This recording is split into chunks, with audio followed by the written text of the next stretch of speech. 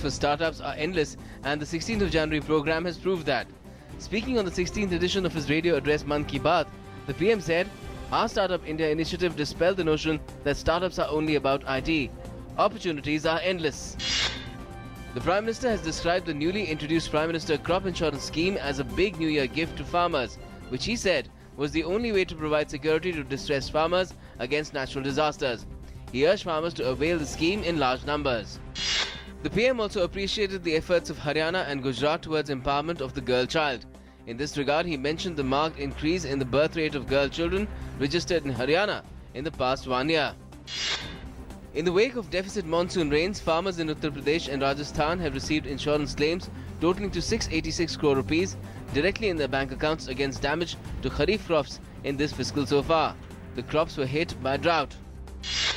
In Jammu and Kashmir, PDP President Mehbooba Mufti held a meeting of senior party workers and zonal presidents to discuss the latest developments in the state, including getting feedback from party workers on government formation. Jammu and Kashmir has been under centre's rule since Mehbooba Mufti's reluctance to take over as Chief Minister immediately after her father Mufti Muhammad Saeed's death. The Prime Minister's office has asked Niti Aayog to prepare a report on stalled hydroelectric power projects which have held up large-scale investment as the government aims to provide 24/7 electricity across the country. Niti Aayog has been asked to prepare the report within 3 months. Striking employees of Delhi's 3 civic bodies continued their agitation over non-payment of salaries. Senior doctors, nurses and paramedical staff working under the 3 municipal corporations also joined the strike in solidarity with the sanitation workers. CBSE will provide counselling from next month to students appearing for board exams. Counselling will be provided through telephone, newspapers and also online to help students overcome exam-related stress. The counselling will begin from the 1st of February and will continue till the 22nd of April. 9 Indian fishermen were arrested by Sri Lankan Navy on charges of violating the international maritime boundary and poaching in Sri Lankan waters. The fishermen belong to Pudukkottai district of Tamil Nadu. In Madhya Pradesh, the Central Bureau of Investigation conducted searches at 7 places in Bhopal in connection with the Vyapam scam.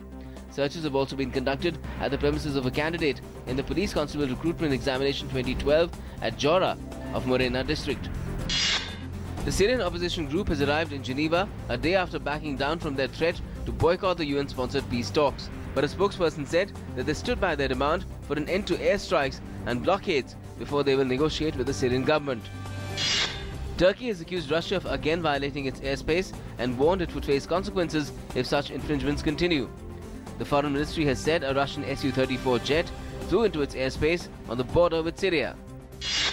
In Syed Modi International Grand Prix Gold Badminton Tournament, ace Indian shuttler Kidambi Srikanth will take on China's Wang Yuxiang in men's singles final in Lucknow this evening. Srikanth came out with a fantastic performance to ease past Thai 11th seed Boonsak Ponsana in straight games to enter the men's singles final. Under the guidance of coach Rahul Dravid, the young Indian brigade will take on Nepal in the quarterfinals of the Under-19 Cricket World Cup on Monday.